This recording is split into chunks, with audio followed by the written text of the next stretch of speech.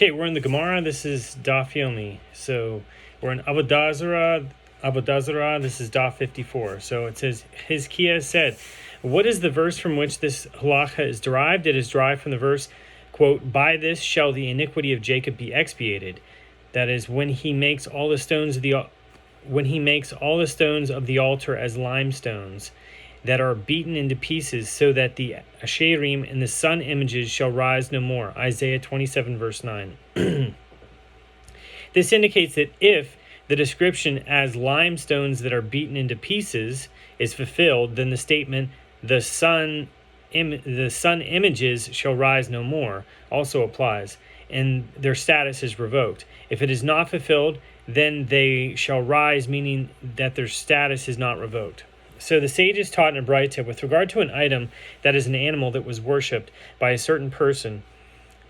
If it is his item, it is prohibited, but if it is another's, it is permitted. So the Gemara raises a contradiction from another Braita. What is considered an animal that was worshipped and is disqualified from being sacrificed in the temple? It is any animal that is worshipped, whether unwittingly or intentionally, whether under duress or willingly. What are the circumstances of this case of an animal worshipped under duress? Isn't it referring to a case where one forcibly took another's animal and bowed to it, indicating that one who worships the animal of another renders it forbidden? So Rami Bar Chama says, no, the Braita is referring to a case where Gentiles coerced someone and he bowed to his own animal. So Rabbi Zarah objects to this. The merciful one exempts a victim of circumstances beyond his control from punishment, as it is written with regard to a betrothed young woman who is raped. But to maidens you shall do nothing. The maiden has no sin worthy of death. For as when a man rises against his neighbor and slays him, so is this matter. Deuteronomy 22:26.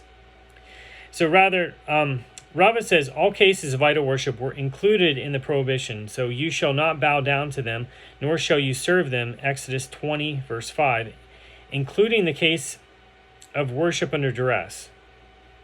So when the verse specified to you, you shall keep my statutes, which a man shall do and live by them, Leviticus 18, verse 5, and not that he should die by them, the verse excluded the case of duress. One would conclude from the verse that one who acts under duress is not considered an idol worshiper, and he is not required to sacrifice his life to refrain from worshiping idols. So the merciful one then wrote, and you shall not profane my holy name, Leviticus 22:32, indicating that the prohibition against idol worship applies even in the case of duress, as this constitutes a desecration of God's name. How can these texts be reconciled? This verse is referring to worshiping under duress in private, and that verse is referring to worshiping under duress in public. So in private, one is not required to sacrifice his life in order to refrain from idol worship. In public, one is required to sacrifice his life rather than engage in idol worship. Therefore, if one engaged in idol worship in public, even under duress, the object of idol worship is forbidden. The rabbis said to Rava, that which is taught in Braita supports your opinion. It is taught in Braita, the following halacha applies with regard to platforms of Gentiles that were used for idol worship in a time of religious persecution, when Gentiles decreed that Jews must engage in idol worship. During a time of religious persecution, one is required to sacrifice his life rather than transgress the prohibition against engaging in idolatrous worship, even in private.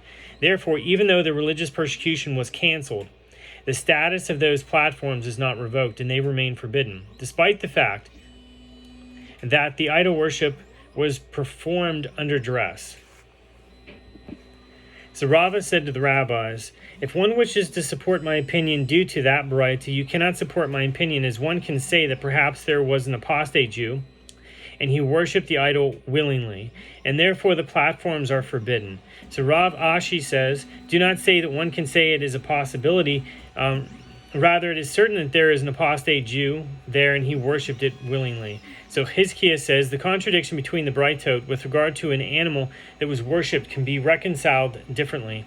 So the Braita that indicates the one who worships the animal of another renders it forbidden is referring to a case where in idolatrous worship one poured a libation of wine on the horns of an animal belonging to another.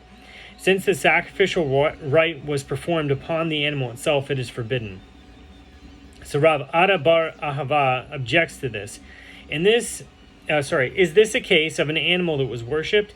This animal is a mere platform. That is, it serves merely as an altar, and it is permitted. Rather, Rav Ada bar Ahava says That Baraita is referring to a case where he poured a libation of wine in worship of the animal between its horns. In this case, one renders another's animal forbidden as he performed a sacrificial rite upon the animal itself.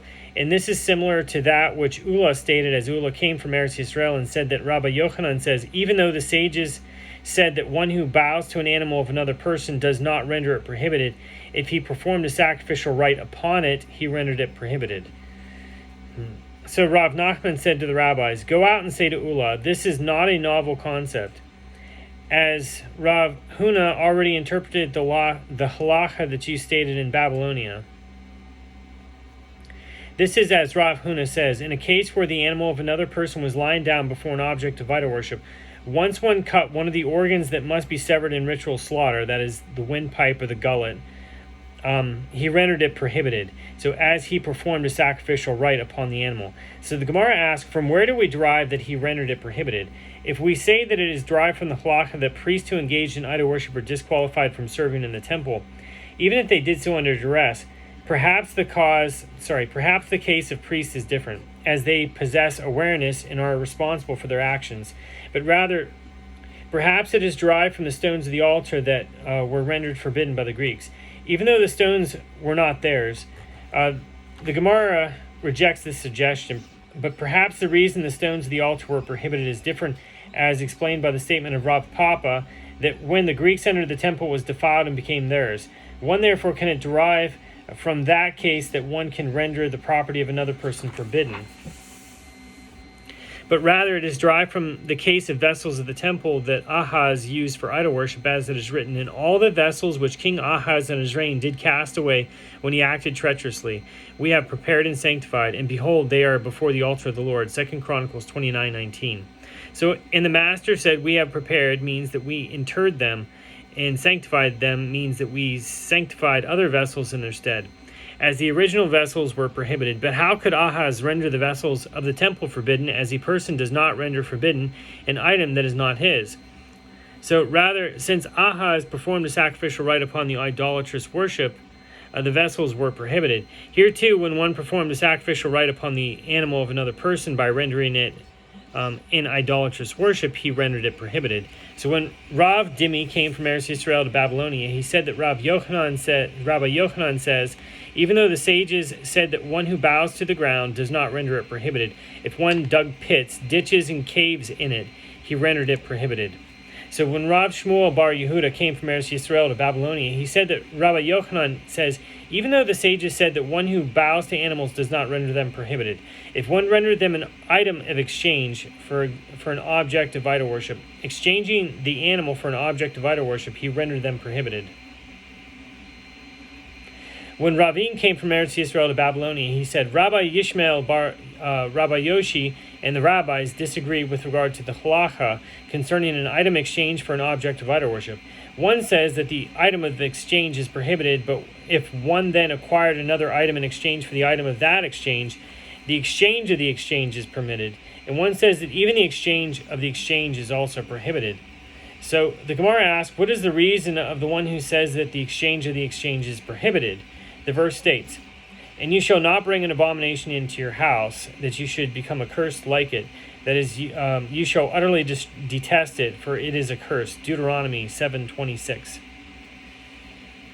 Not only do you become accursed, but anything that you cause to become yours from the exchange of an object of idol worship is accursed like it. That is, it is forbidden like the object of idol worship itself.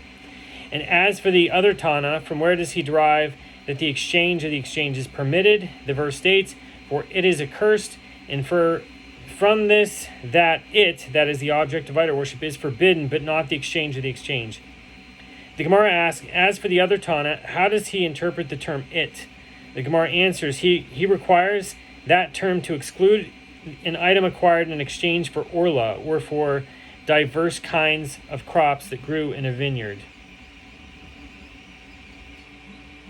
The verse indicates that if one sold orla, or diverse kinds that grew in a vineyard, and betrothed a woman with the money from the sale, she is betrothed. The Gemara asks, and from where does the other Tana derive this halacha? He holds that orla and diverse kinds that grew in a vineyard do not require an exclusion. This is because idol worship and the sabbatical year are two verses that come as one. that is, both teach the same principle, that an item acquired in exchange for a forbidden item is forbidden. And any two verses that come as one do not teach their common halacha to other cases. So the Gemara explains the source of this halacha with regard to idol worship is that ruling which we said earlier. With regard to the sabbatical year, the source is as it is written, for it is a jubilee year, it shall be sacred for you. Leviticus 25:12. For the verse juxtaposes the jubilee year, the produce of which has the same status as the produce of the sabbatical year, and sacred items. Infer from this that just as when one buys consecrated property, it transfers its sanctity to the money with which it is redeemed, and the money is prohibited, so too the produce of the sabbatical year transfers its sanctity to the money with which it is redeemed, and the money is prohibited. The Gemara asks, if so, one could say that just as consecrated property transfers its sanctity to the money with which it is redeemed, and is transferred to non-sacred status, so too the produce of the sabbatical year transfers its sanctity to the money with which it is redeemed, and it is transferred to non-sacred status. Therefore, the verse states, it shall be sacred for you, indicating that the produce shall always be as it is, and it is not desacralized. So, the Gemara explains, how so? If one purchased meat with produce of the sabbatical year, both these and those, that is the meat and the produce, are eradicated in the sabbatical year. That is, the sanctity of the sabbatical year takes effect with regard to the meat as well. It is treated like the produce. It must be disposed of when the obligation to eradicate the produce of the sabbatical year goes into effect. If he then purchases fish with this meat, the meat loses its consecrated status, and the fish assume the consecrated status. So if he then purchases wine with these fish, the fish lose their consecrated status, and the wine assumes the consecrated status. If he then purchases oil with the wine, and the wine loses its consecrated status, and the oil assumes the consecrated status, how so? The final item purchased has the sanctity of the sabbatical year transferred to it, and the sabbatical year produce itself remains forbidden. The Gemara asks, and as for the other Tana, who maintains that the term it excludes an item exchanged for orla, or for diverse kinds that grew in a vineyard, how does he respond to this? The Gemara answers, he holds that two verses that come in as one, that is, that teach the same principle, teach their common halacha to other cases. If one could have derived the prohibition from the case of idol worship in the sabbatical year, therefore the term it was necessary in order to exclude from the prohibition an item exchanged for orla or for diverse kinds that grew in a vineyard.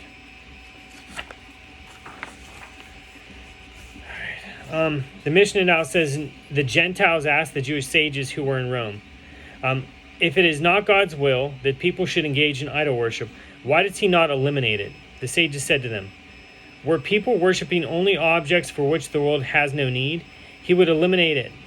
But they worship the sun and the moon and the stars and the constellations. Should he destroy his world because of the fools? The Gentiles said to the sages, if so, let him destroy those objects of idol worship for which the world has no need, and leave those objects for which the world has a need. The sages said to them, if that were to happen, we would thereby be supporting the worshippers of those objects for which the world has need, as they would say, you should know that these are truly gods, as they were not eliminated from the world, whereas the others were eliminated. Now, back to the Gemara, it says, the sages taught, certain philosophers asked the Jewish sages who were in Rome, if it is not your God's will that the people should engage in idol worship, for what reason does he not eliminate it? The sages said to them, were people worshiping only objects for which the world has no need, he would eliminate it. But they worship the sun and the moon and the stars and the constellations. Should he destroy the world because of the fools? Rather, the world follows its course, and the fools who sinned will be held to judgment in the future for their transgressions. So the Braita presents another matter that illustrates the same concept. Consider the case of one who stole a seah of wheat and went and planted it in the ground. By right it should not grow, but the world goes along and follows its course, and the fools who sinned will be held in judgment in the future for their transgressions. The Braita presents another matter that illustrates the same concept. Consider the case of one who engaged in intercourse with the wife of another. By right she should not become pregnant, but the world goes along and follows its course, and the fools who sinned will be held in judgment in the future for their transgressions. So the Gemara comments, and this is as Reish Lakish says, the Holy One, blessed be He. Is it not enough for the wicked that they treat my dye? They treat my dye for a selah coin as if it were ownerless, using it without my permission against my will, as they impregnate women adulterously.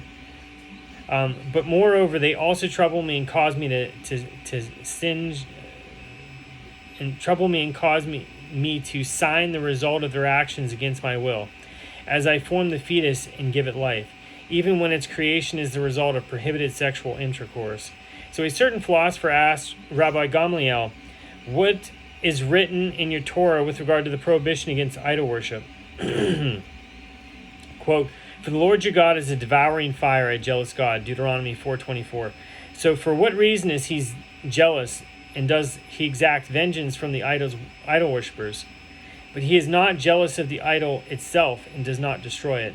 So Rabban Gamliel said to the philosopher, I will relate a parable to you. To what is this matter comparable? It may be compared to a king of flesh and blood who had one son, and that son was raising a dog. The blood who had one son, and that son was raising a dog. And the son gave the dog a name, naming him after his father. When the son would take an oath, he would say, I swear by the life of the dog, my father. When the king heard about this, with whom was the king angry? Is he angry with the son, or is he angry with the dog? You must say that he is angry with the son. So too God is angry with the worshippers who attribute divinity to objects of idol worship and not with the objects of idol worship themselves. The philosopher said to Rabban Gamliel, do you call the idol a dog? But the idol truly exists. It truly has power. So Rabban Gamliel said to the philosopher, and what did you see that caused you to believe that the idols have power? The philosopher said to Rabban Gamliel, a fire once broke out in our city, and the entire city was burned down, but that temple of idol worship was not burned down. Rabban Gamliel said to the philosopher, I will relate a parable to you. To what is this matter comparable? It may be compared to a king of flesh and blood whose province sinned against him. When he wages war, he does wage war against the living, or does he wage war against the dead? You must say that he wages war against the living. So God punishes the living worshippers, not the idol, which is not alive. So the philosopher said to Rabban Gamliel, you call the idol a dog? You call the idol dead? If it is so, let God remove it from the world. And Rabban Gamliel said to the philosopher, were people worshiping only objects for which the world has no need? He would eliminate it. But they worship the sun and the moon, and the stars and the constellations, and the streams and the valleys. Should he destroy his world because of fools? And so the verse states. And that is the end of Daf 54.